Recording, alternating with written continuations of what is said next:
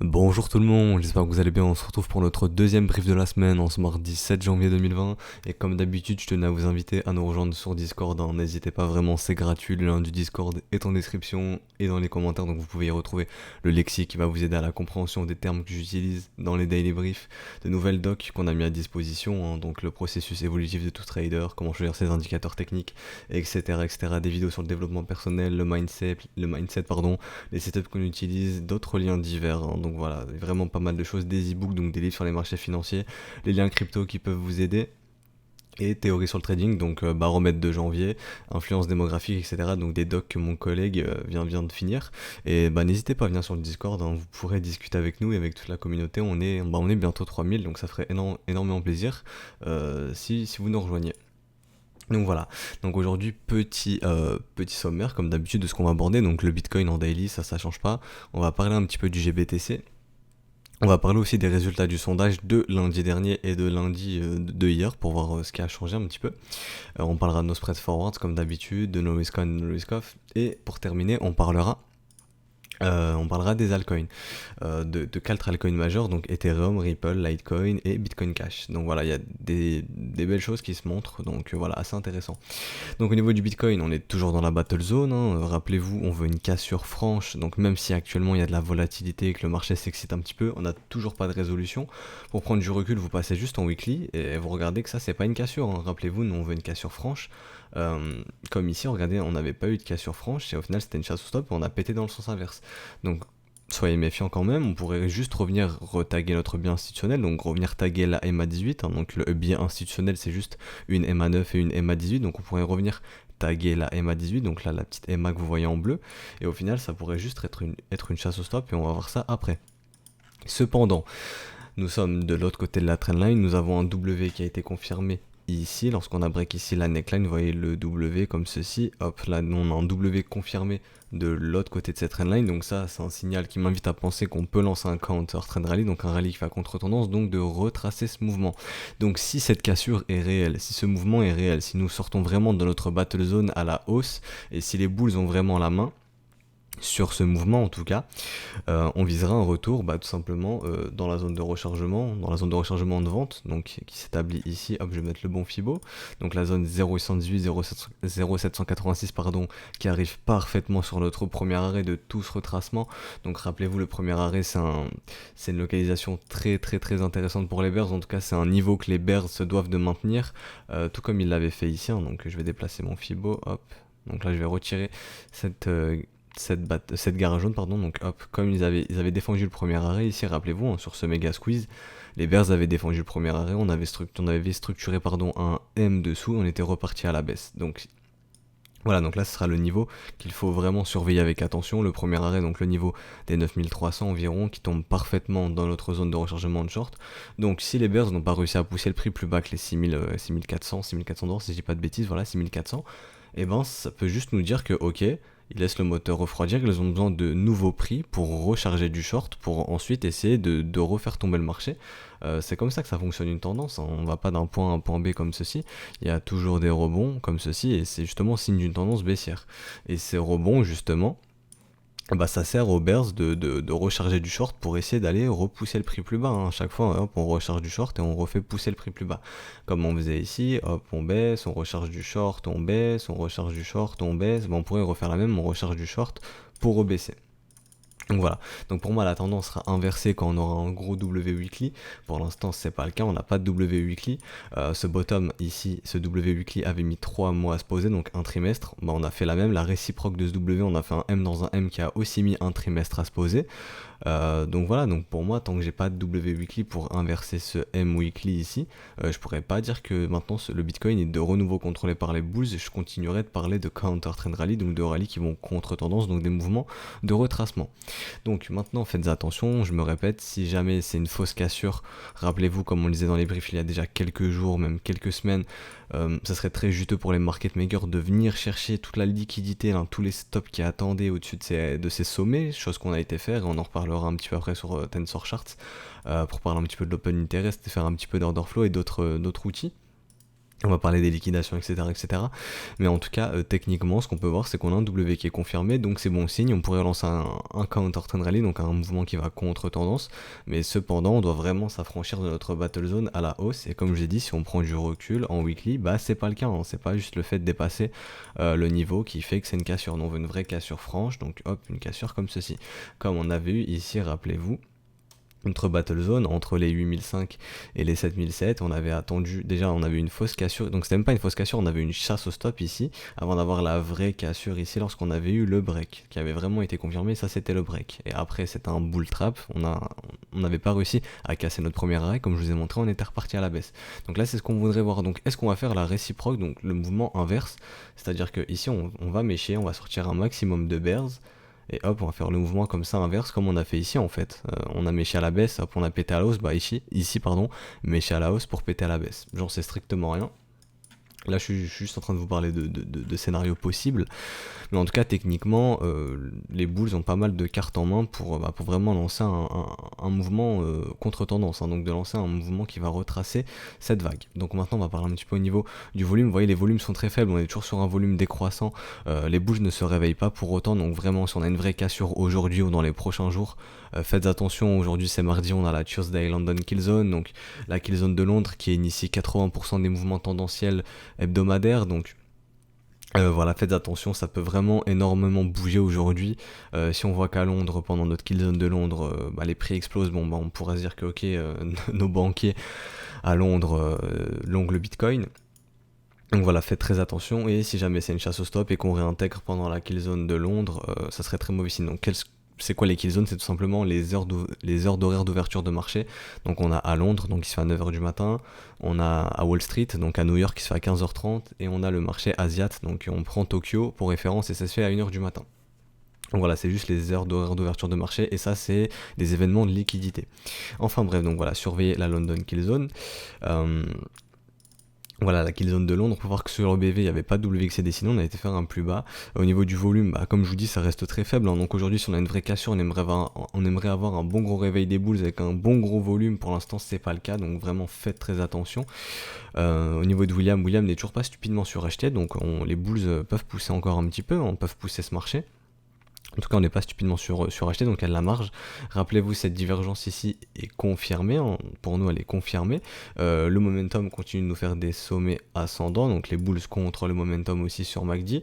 Donc voilà, pour l'instant, il n'y a aucun signe qui nous montre que les bears sont présents. Mais attention, comme je vous ai dit, si c'est une fausse cassure et que c'est juste une chasse au stop, on réintégrera notre battle zone et on pourra s'emmerder encore longtemps potentiellement. Au niveau du RSI, c'est exactement la même chose qu'on voit sur le momentum. De toute façon, ils retranscrivent quasiment les mêmes informations. Donc on voit un momentum haussier sur le RSI. Ce M a été coincé dans un plus gros W. Donc voilà, le momentum est haussier. Et tant qu'on verra pas de M sur le momentum, encore une fois, on ne pourra pas dire que les bears récupèrent le momentum. Hein. Pour l'instant, le momentum est contrôlé par les bulls sur MACD et sur le RSI. On avait aussi eu notre W divergent de l'autre côté de la trendline. Donc pour ceux qui utilisent le RSI, vous aviez eu votre confirmation momentum. Donc voilà, et la confirmation momentum aussi sur MACD. Donc voilà, on a abordé ce qui était important. Donc je vais remettre maintenant, si on a potentiellement notre cassure boule, je vais remettre notre garage zone comme ceci. Donc la garage zone, c'est tout simplement une extension de 161,8% et de 200% d'un mouvement. Donc ici je prends ma battle zone, hein, donc le point haut, le point bas de la battle zone, je pourrais prendre ici, mais je vais prendre ici. C'est plus correct.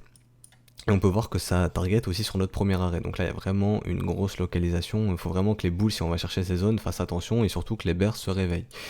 Donc voilà, on va parler maintenant de nos spreads forwards. Donc au niveau de nos spreads forwards, rappelez-vous, on voyait des spreads divergents, donc des spreads qui montaient, donc le prix, le forwards à 3 mois, donc les contrats sur 3 mois qui étaient divergents comparé au spot price, donc c'est ce qui nous faisait des spreads haussiers.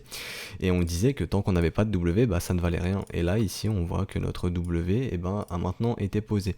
Donc c'est pour ça, il y a quand même pas mal de choses qui peuvent nous indiquer qu'on peut lancer le mouvement contre-tendance, mais je me répète, tant qu'on ne sort pas de notre battle zone avec vraiment des grosses clôtures, une vraie clôture, une confirmation, une grosse clôture, hein, qu'on n'a pas un break franc et que le volume aussi n'est pas présent, hein, tant qu'on n'a pas un gros réveil des bulls, vraiment méfiez-vous. En tout cas, de ce que je vois techniquement, les bulls ont une carte à jouer et peuvent pousser ce marché. Donc voilà, faudra surveiller au cours des prochains jours. On voit toujours des spreads haussiers d'ailleurs.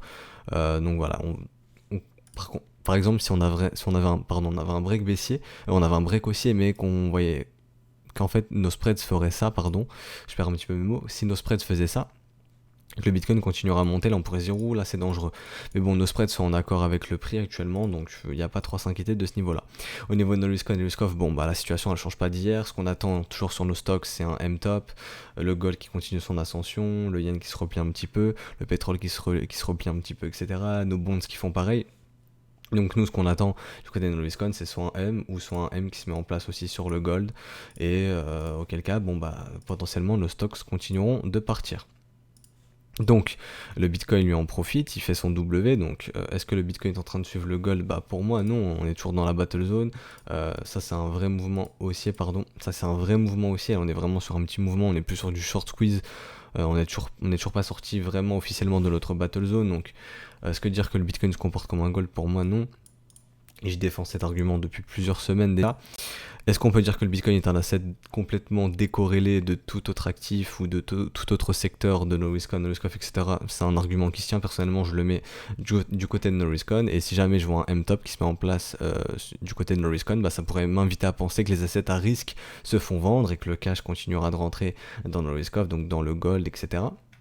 Et potentiellement Bitcoin pourrait se vendre, mais tant que j'ai pas d'informations à ce niveau là, donc j'ai pas de structure sur le S&P, donc j'ai pas de structure sur le gold qui pourrait faire penser qu'il y en a un des deux qui va flancher avant l'autre, et ben on n'aura pas plus d'informations. Donc au niveau du Bitcoin en daily, on a terminé. Maintenant on va aller en H4, on va parler plus de cette vague ici de retracement. Donc faites très attention, encore une fois on est sur le premier arrêt de cette vague, donc les bears se doivent de défendre ce niveau, chose qu'on fait actuellement. On a été bust, comme je vous l'ai dit juste avant, nos précédents sommets, donc là il y a pas mal de stops qui ont sauté, on peut voir de grosses liquidations, 17 millions, 17 millions, 6 millions, donc voilà, ça fait à peu près 40-41 millions tout ça, donc il y a pas mal de liquidations, pas mal de bears qui se sont fait sauter sur BitMEX, donc voilà, si t'es l'objectif des market makers, bon bah l'objectif il est rempli, hein. Ils ont sorti pas mal de bears, donc voilà, faites très attention. Est-ce que ici on assiste à une chasse au stop, on vient taguer notre premier arrêt, on réintègre le range et par la suite on casse à la baisse? J'en sais strictement rien, comme on avait fait ici, et comme on en parlait depuis plusieurs jours, plusieurs semaines déjà, suite à ce mouvement, on pourrait dire bah pourquoi on ferait pas la même à la hausse en fait? C'est-à-dire que ici, rappelez-vous, on avait été chasser tous les stops des bulls, on avait été faire un plus bas creux, mais par la suite on avait un méga short squeeze, on avait réintégré. Bon, on peut faire exactement la même chose ici, c'est-à-dire que hop, on vient chasser tous les stops ici, là qu'ils étaient placés ici. Ici ça crée beaucoup de liquidité pour short et hop, le marché se reverse. On pourrait très bien faire ça. Donc c'est pour ça, faites très attention au premier arrêt. Maintenant on va parler des termes techniques. On a toujours notre règle des 80%, rappelez-vous. Les bulls avaient réussi à maintenir le cours dans la reload zone ici, hein. On avait dit que si les bulls arrivaient à maintenir le cours dans la reload zone, à maintenir le cours dans la value, bah cette règle des 80% était toujours effective, donc aux alentours des 8007, 8009. Donc on pourrait revenir chercher ces prix sans trop de soucis, hein. En tant que le cours reste dans la value, il y a 80% de probabilité d'aller chercher les 8700 $, environ 8700, 8900. Donc au final revenir chercher notre zone de rechargement de short. On voit aussi ici qu'il y a un trou dans le volume profile, hein, donc on pourrait revenir chercher ce trou. On a aussi un trou ici, donc on est en train de le combler, d'ailleurs on est en train de travailler cette zone. Rappelez-vous, les trous, ça agit comme un aimant, ça aspire le cours, donc le cours est très souvent amené à aller chercher ces trous dans la value. Donc ici maintenant, est-ce qu'on va y aller? J'en sais strictement rien, mais il y a des raisons qui m'y font penser, notre règle des 80%, etc. Mais pour ça, il faudra s'affranchir de notre premier arrêt. Si on ne s'affranchit pas de notre premier arrêt, bon, on ne breakera pas officiellement notre battle zone à la hausse. Et on pourra très certainement réintégrer cette battle zone et se faire chier du coup, réintégrer notre range des 6500, grosso modo 7008, 7900 $. Donc là on peut voir que ça bute dessus, c'est normal, les vendeurs se doivent de défendre. Si jamais les vendeurs se font squeeze, on continuera très certainement plus haut. Et rappelez-vous, si le premier arrêt cède, la règle du premier arrêt c'est d'aller chercher les 0,118 et ensuite logiquement l'autre reload zone, la zone de rechargement de short, où ici on trouvera énormément de vendeurs qui seront prêts à shorter le Bitcoin pour essayer de continuer cette tendance baissière comme ceci. Donc voilà, pour le Bitcoin en H4 c'est terminé, je pense pas qu'on puisse dire quelque chose d'autre. On va aller voir un petit peu au niveau de l'OBV et du volume. Voilà, donc au niveau du volume, hop, je vais déplacer mon OBV comme ceci pour voir un petit peu plus le volume. Voilà, bon les boules se réveillent un petit peu, mais voilà, on n'est pas sur des volumes extraordinaires, hein. Dans notre battle zone on a déjà vu des plus gros volumes, donc voilà, faites attention, le volume n'est pas encore présent. Bon, Voilà, faites attention. Au niveau de l'EBV, bon, bah, on a un EBV qui est croissant, donc voilà, il n'y a pas de divergence de ce niveau-là, donc on n'a pas à s'inquiéter. Pour le moment, William est stupidement suracheté depuis pas mal de temps en H4, donc voilà, faites attention. William est stupidement suracheté, on est sur le premier arrêt. Les bulls doivent se calmer, laisser le moteur se refroidir, et on va aller voir ça un petit peu après avec les outils d'order flow. Donc, au niveau de MACD, on pouvait identifier potentiellement une divergence. Rappelez-vous, moi j'aime bien avoir mon cross des 0, je l'ai pas eu, donc pour moi cette divergence n'a pas été confirmée. A contrario, MACD semble nous faire un plus haut pour le moment, donc voilà, on aimerait bien pour les bulls que MACD nous fasse un plus haut, garde un sommet plus haut, qu'on n'ait pas de divergence qui se mette en place, auquel cas ça serait assez mauvais signe. Il n'y a rien à notifier sur le RSI, on voit toujours pas de structure en M, il n'y a pas de divergence, etc. Donc on s'en fiche un petit peu. Potentiellement il y aurait une petite divergence ici, bon faudra la confirmer, faudra les break ici. Personnellement j'aimerais voir un M divergent ici pour me dire que ok, les bulls ont perdu le momentum en H4, pour l'instant c'est pas le cas. Donc voilà, donc pour l'instant pour moi les bulls contre le momentum et Bitcoin pourrait pousser, mais faites attention, on est sur notre premier arrêt, William est stupidement suracheté, etc. En tout cas les bulls se doivent de laisser le moteur refroidir, en tout cas c'est pas le moment de FOMO, voilà c'est le message que j'essaie de vous faire passer. Explicitement, je vais arrêter d'être implicite, faut pas FOMO, tout simplement. Donc voilà, donc maintenant on va passer un petit peu au niveau de l'open interest, etc. Donc on va parler un petit peu d'order flow. Donc comme je vous ai dit, il y a eu vraiment énormément de liquidation ici. L'open interest continue de monter, nos prix montent, donc logiquement il y a toujours plus d'acheteurs que de vendeurs. Donc là il y a énormément de gens qui ont FOMO malgré toutes ces liquidations. Donc c'est simple, hein, quand des personnes se font liquider, bah, l'open interest, en tout cas, les positions sont clôturées. Donc l'open interest doit baisser, enfin pas doit baisser, mais l'open interest peut baisser si des positions se clôturent. En tout cas, l'open interest, c'est juste en dollars toutes les positions qui sont ouvertes. Donc voilà, donc là on est à 700, si je dis pas de bêtises, 730 millions. Donc quand il y a des gens qui se font liquider, bah l'open interest descend. Donc là il ne descend pas, au contraire il arrive à monter quand même et les prix montent. Donc moi ça m'invite à penser qu'ici il y a énormément de gens qui sont en train de FOMO. Et de ce que je vois ici, c'est qu'il n'y a plus énormément de gens à squeeze, de bears à squeeze. Rappelez-vous, ce matin, je vous disais qu'on voyait énormément de bears de liquidation à aller chercher. Le marché a été chercher ses liquidations. Mais maintenant, je vois qu'il n'y a plus beaucoup de bears à liquider. Et du coup, bah, on voit qu'au niveau de la liquidité, bah, maintenant, ça se trouve plus bas. Hein. Ça se trouve entre les 7750, voire jusque les 7400. Donc voilà, faudrait pas être étonné si le Bitcoin ici prend un revers tout le monde et fait quelque chose comme ça. Pour justement, vu qu'il n'y a plus de bears à les liquider, et que ici, personnellement, je vois qu'il y a énormément de gens qui ont FOMO, il y a énormément de gens qui se mettent en long, bah, l'opération peut-être juteuse pour les market makers, c'est hop, on a été chasser tous les stops, on a pu apporter de la liquidité à ceux qui voulaient vendre ce marché, peut-être des institutions, etc. Et ensuite, on peut reverse le marché parce que là, il y a énormément de personnes qui se mettent à l'achat et on peut aller liquider les x50, les x100, etc. Donc là, vous voyez, les petits points que vous voyez, entre guillemets, c'est les grosses positions. Donc là, je vois qu'il y a énormément de gens qui se sont leveragés en x50, en x100 à l'achat. Il y a énormément de gens qui ont fait du x100 au top, bah, qui doivent être liquidés maintenant, si je dis pas de bêtises. Hein. 8000, 7008, 7190, ouais, voilà. Donc là, ils doivent être liquidés, pardon, je vais y arriver, je bégaye un petit peu. Ils doivent être liquidés, mais en tout cas, de ce qu'on voit, c'est qu'il n'y a plus énormément de bears à aller chercher. Ça veut pas dire que le prix ne peut pas continuer de monter. Hein. C'est-à-dire qu'en tout cas, si cette montée est alimentée plus par du short squeeze, donc par des bears qui se font liquider, bah s'il y a plus de bears qui se font liquider, ça va être compliqué de faire continuer de monter le prix. Et auquel cas, bon bah l'opération juteuse pour les market makers, comme je viens de le dire, c'est d'aller chercher toutes ces liquidités ici qui attendent, toute cette liquidité, donc toutes ces liquidations acheteuses, hein, donc des acheteurs qui peuvent se faire liquider. Donc voilà, donc tous les acheteurs qui sont rentrés en FOMO ici. Donc voilà, je répète, faites très très attention. Techniquement, on peut parler de counter trend rally suite à ce W daily confirmé de l'autre côté de la trendline. Mais faites très attention tant qu'on ne s'affranchit pas de notre battle zone et que le volume ne revient pas, que les bulls montrent qu'ils sont présents, on ne pourra pas potentiellement aller chercher notre garage zone et notre premier arrêt ici. Hein. Voilà, donc je vous ai pas parlé de ce scénario aujourd'hui, mais je l'ai fait hier. Si jamais on a un counter trend rally, donc un rallye contre tendance qui est assez gros et qu'on s'affranchit notre premier arrêt, bon bah le prochain rendez-vous c'est les 0,818, donc c'est environ les 11 000 $.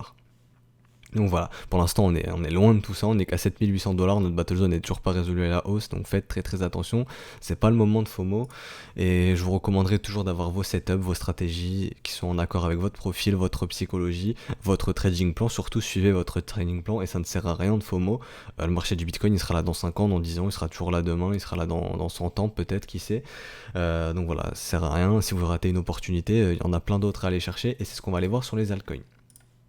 Donc, à contrario, au niveau des altcoins, on voit qu'il y a des W qui se confirmaient avant le Bitcoin. On va voir que le Bitcoin a suivi. Donc il y a des counter trend rally qui peuvent se mettre en place aussi sur les alts. ETH a réussi à poser un beau W dans un W weekly, donc ça c'est les structures qu'on recherche pour lancer des mouvements contre tendance. Est-ce qu'on peut dire qu'ici on a un bottom qui a été posé?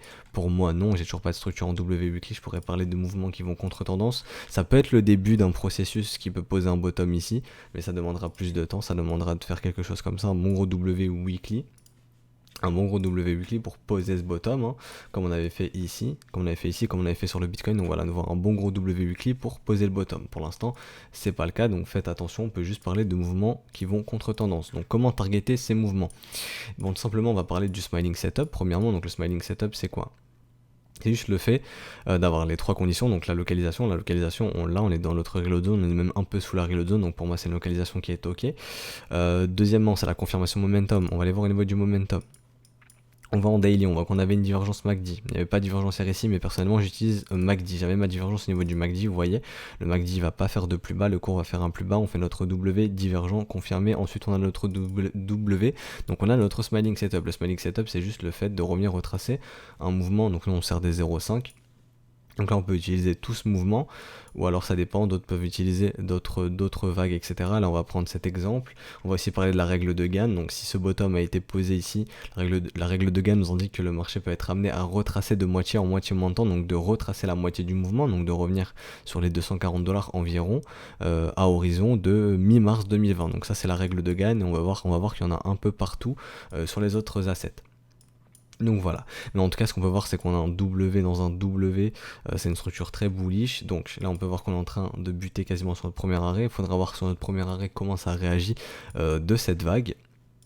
Donc voilà, donc si on s'affranchit de ce premier arrêt, potentiellement revenir chercher la zone de rechargement de short ici, entre les 167 et 180$, et si jamais on fait un rallye contre tendance qui est un peu plus important, encore comme d'habitude, faire attention au premier arrêt. Ensuite on pourra potentiellement voir si notre règle de Gann peut être accomplie, et si jamais notre premier arrêt, on s'affranchit du premier arrêt, essayer d'aller chercher la zone de rechargement. Là ça ferait vraiment un gros rallye contre tendance. Donc là pour le moment c'est trop tôt pour parler de tout ça, mais on peut voir qu'on a des petits signaux intéressants, qu'on commence à avoir. On a nos confirmations momentum, on a des divergences sur MACD, on a des beaux W dans des W daily. Donc voilà, là on a des smiling setups qui sont lancés. Donc là on peut parler de mouvements qui vont contre tendance. Si Bitcoin décide de réintégrer son range et de nous faire un moins 400, moins 500$ très rapidement, ça devrait lâcher aussi sur Ethereum, faudra faire attention. Donc voilà, tant que la situation pour moi n'est pas claire sur Bitcoin, c'est pas très clair sur les altcoins. J'ai vécu ça cet été. On avait de beaux W, donc je vais vous montrer, on avait de beaux W sur les alts. Donc par exemple sur Ethereum, vous voyez ici ce beau W dans ce W, on avait notre petit rallye, mais lui le Bitcoin, donc on va aller voir la date. Donc ça c'était le 14 septembre, donc voilà 14-20 septembre, on va prendre la date, 14-20 septembre, voilà c'était quelque part par ici. Vous voyez le Bitcoin était très incertain, on était à la limite de confirmer un M dans un M weekly, ça a été confirmé du coup, et vous voyez donc lui le Bitcoin était incertain, malgré ça on avait nos beaux W sur nos altcoins, on avait nos beaux W sur nos altcoins, on peut voir que par derrière ça a pas pardonné, nos beaux W ici ça a pas pardonné, on s'est pris des grosses candles rouges. Donc la situation me fait penser, ça m'a l'air d'être une situation assez similaire, donc c'est pour ça on attendra de voir que la situation soit moins floue sur le Bitcoin. Pour l'instant elle reste assez floue encore, en tout cas sur nos altcoins, sur Ethereum, etc. c'est très clair, exactement pareil sur Ripple, l'inverse des M c'est des W, quand le marché te sourit c'est qu'il est prêt à te voler ton argent, quand il te fait un W c'est l'inverse d'un sourire, c'est qu'il est prêt à te donner de l'argent. Voilà, un W dans un W sur Ripple, même structure que sur l'Ethereum, on a la cassure, là, la grosse candle verte. Donc voilà, donc ça fait aussi, on a aussi nos confirmations momentum, l'OBV on n'avait pas de divergence. Est-ce qu'on avait une divergence quelque part au niveau de l'OBV sur Ethereum par exemple? Non plus, donc non. Parce qu'on avait les divergences sur MACD, on a le W qui est confirmé sur Ripple, etc. Donc potentiellement lancer un counter trend rally, donc je vais vérifier juste un petit peu avant quand c'est confirmé la divergence. Donc elle s'est confirmée le 6 janvier, et quand est-ce que on a break le 6 janvier. Donc là personnellement pour un smiling setup j'attendrai qu'on fasse quelque chose comme ceci. Malgré ce W, parce que j'ai eu mon W pendant ma confirmation momentum, et je veux d'abord ma confirmation momentum et ma structure ensuite. Donc ça c'est de l'aisance personnelle, mais en tout cas on voit qu'on a un beau W ici, donc potentiellement qu'on pourrait déjà revenir retracer cette vague. Donc je vais passer en grand écran pour le Ripple.